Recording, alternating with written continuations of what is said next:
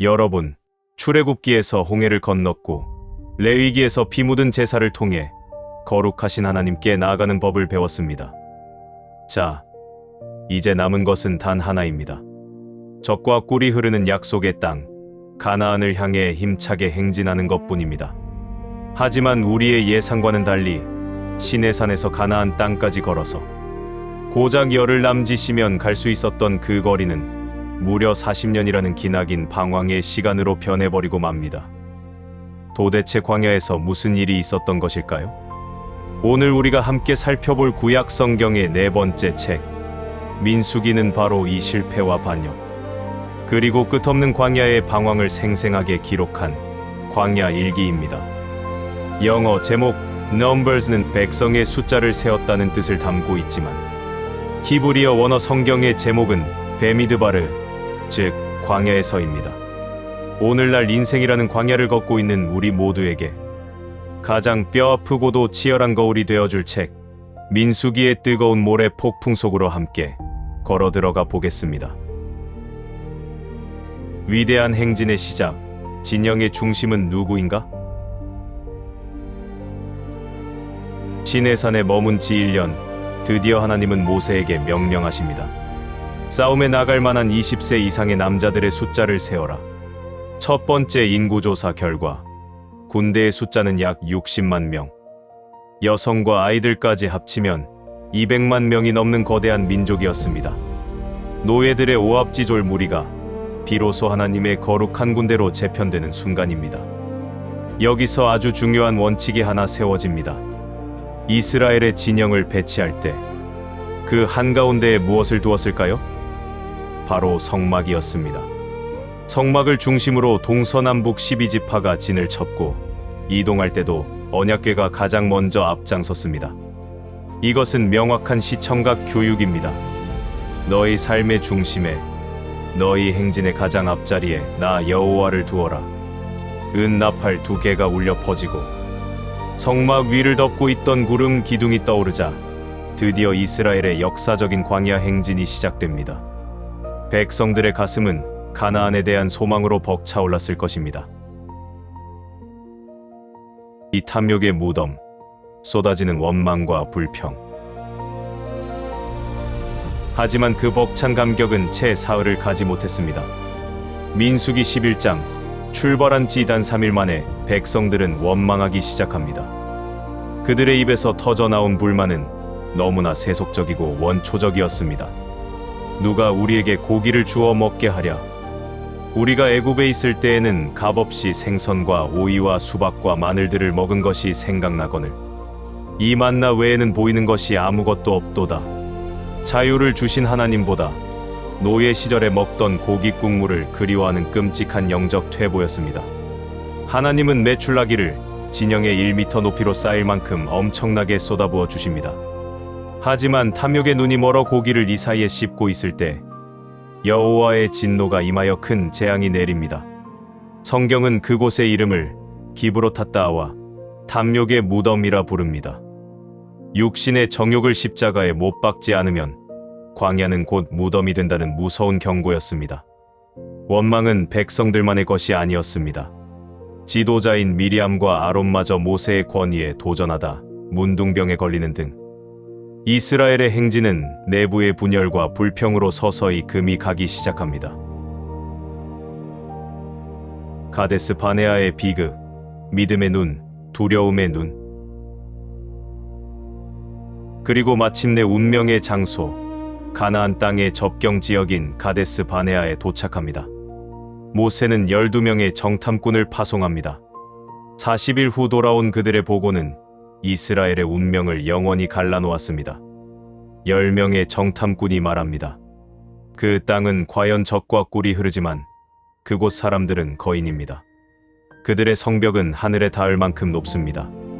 우리는 그들 앞에 메뚜기에 불과합니다. 우리는 다 죽었습니다. 오직 여호수아와 갈렙 단 2사람만이 옷을 찢으며 외칩니다. 아닙니다.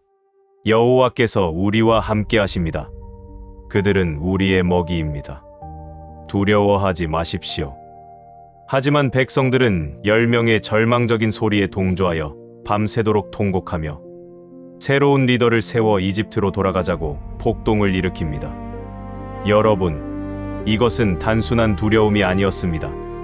이것은 하나님이 우리를 죽이려고 이곳에 끌고 왔다는 창조주에 대한 완벽한 불신이자 반역이었습니다. 결국 하나님은 무서운 심판을 내리십니다.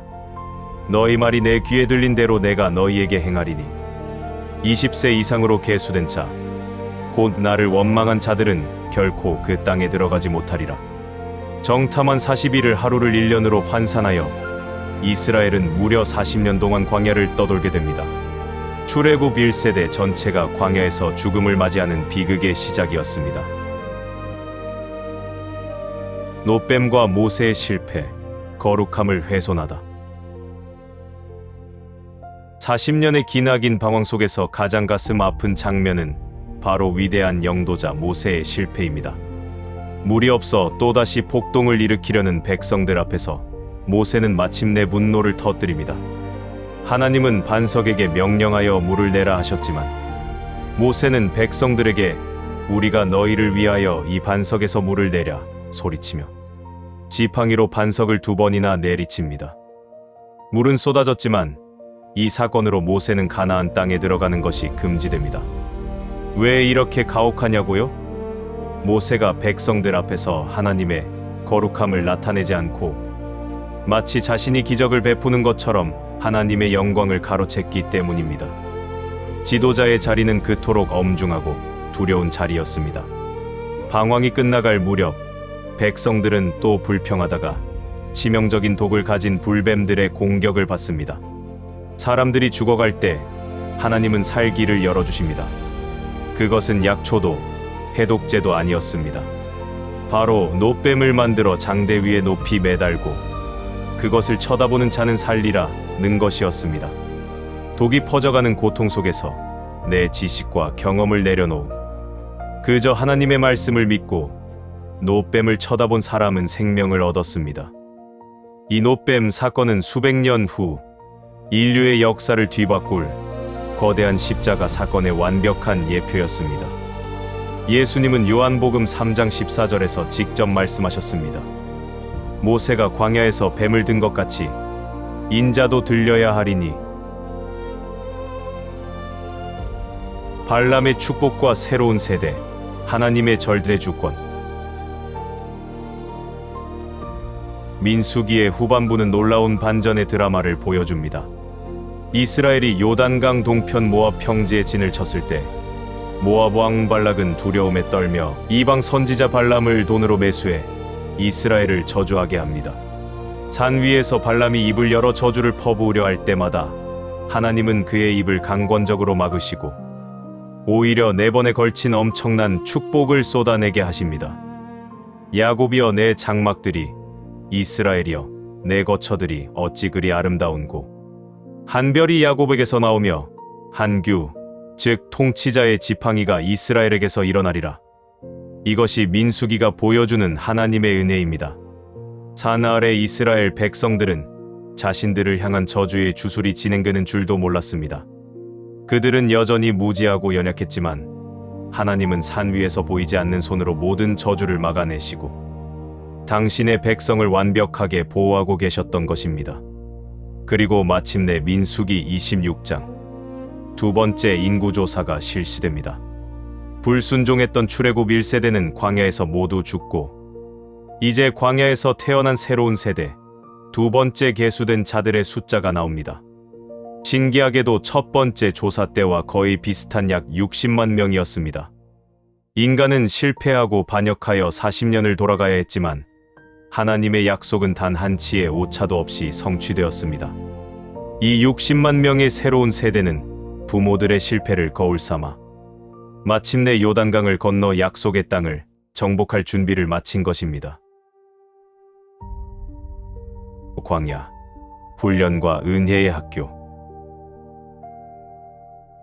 여러분, 민수기의 긴 방황이 끝났습니다. 이 광야의 일기가 우리에게 던지는 메시지는 너무나 선명합니다. 광야는 단지 고통받는 심판의 장소가 아니었습니다. 그것은 애굽의 노예 근성을 빼내고 오직 하늘에서 내리는 만나와 반석의 생수로만 살 수 있음을 철저히 배우는 훈련의 학교였습니다.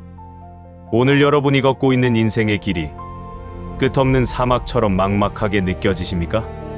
내 안의 불평과 탐욕 때문에 수없이 넘어지고 실패하고 계십니까? 그렇다면 민수기를 기억하십시오. 우리가 연약하여 반역할지라도 우리를 가나안까지 끌고 가시는 분은 나의 결심이나 의지가 아니라 보이지 않는 산 위에서 저주를 축복으로 바꾸시는 하나님의 절대적인 은혜와 신실하심입니다. 불뱀에 물려 죽어갈 때에도 십자가라는 노뱀을 높이 들고 우리를 살리시는 그분의 사랑입니다.